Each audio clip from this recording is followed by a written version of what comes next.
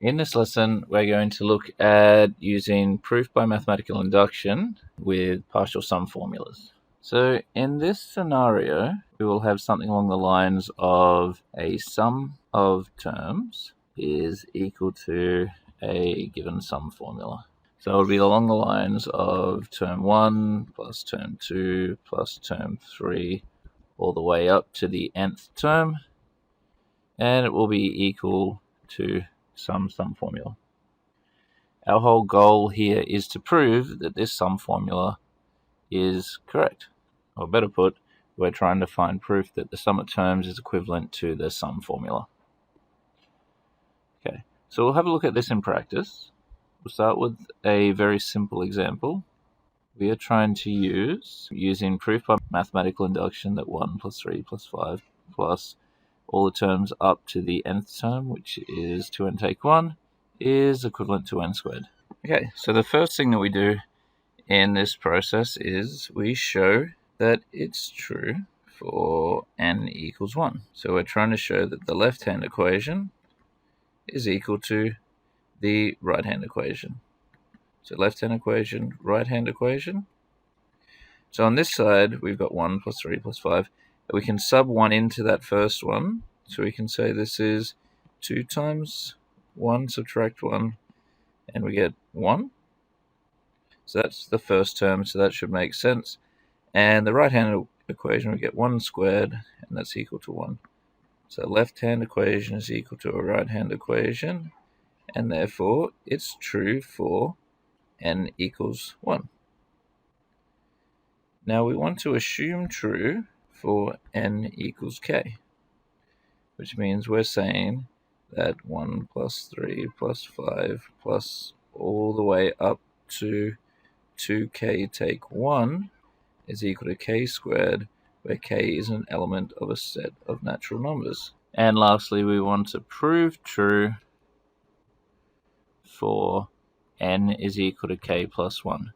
Now with proof, the convention is that we only work with one side at a time. What we're required to prove is that 1 plus 3 plus 5 plus 2k take 1 plus the next term, which is a k plus 1 term. So we've got two lots of k plus 1 subtract 1 is equal to k plus 1 all squared. So that's what we're trying to prove for all values k, which are elements of a set of natural numbers. So if we consider the left-hand equation, the idea is that we turn the left-hand equation into the right-hand equation. So we have 1 plus 3 plus 5 plus 2k take 1 plus 2k plus 2 take 1 is the left-hand equation. Now, here's a little bit of a jump, but the sum of all these terms is, referring to our assumption from above, this 1 plus 3 plus 5 all the way up to 2k take 1, it should be equal to k squared. So here we should be able to say left-hand equation is equal to k squared plus 2k plus 1. And so now we've got k squared plus 2k plus 1. Now we should be able to see this is a quadratic that we can factorize. So we may have to use a, c, and b. You may realize that that's the perfect square form. That's up to you. So this becomes 1 and 2 if you're using a, c, and b. And you realize that that is 1 multiplied by 1, or 1 plus 1. And because it's a monic quadratic, we can go straight to k plus 1, and k plus 1 all squared. Now we should be able to see now that that is equal to the right-hand equation, and we can make our final statement. So we can say as true for n equals 1, n equals k, and n equals k plus 1 must be true for all subsequent natural numbers n. And so that's it. That's proof by mathematical induction. That was a relatively straightforward example. We'll have a look at a couple of more challenging examples. So in this example, we're looking at proving using mathematical induction again. This time we've got a sum of terms is equivalent to some sum formula, and again for all values and which elements of a set of natural numbers. So the first thing we do is we're going to show it's true for n equals 1. So in our left-hand equation, we are saying it's 1 over 1 multiplied by 1 plus 1. 1 over 2 is our left-hand equation. Now right-hand equation, for the first term, we get 1 over 1 plus 1, which is 1 over 2. So because our left-hand equation is equal to our right-hand equation, then it's true for n equals 1. So that's the first step done.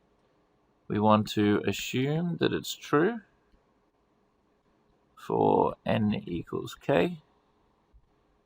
So we can say 1 over 1 times 2 plus 1 over 2 times 3 plus ... plus 1 over k multiplied by k plus 1 is equal to k over k plus 1. So that's our assumption, and we're going to use that in the next part where we prove true for n is equal to k plus 1. So when we write this k plus 1 scenario, we've got 1 over 1 times 2, 1 over 2 times 3, all the way up to the nth term where it's 1 over k plus 1, and we've got our next term, the k plus 1th term, which is 1 over k plus 1 multiplied by k plus 1 plus 1.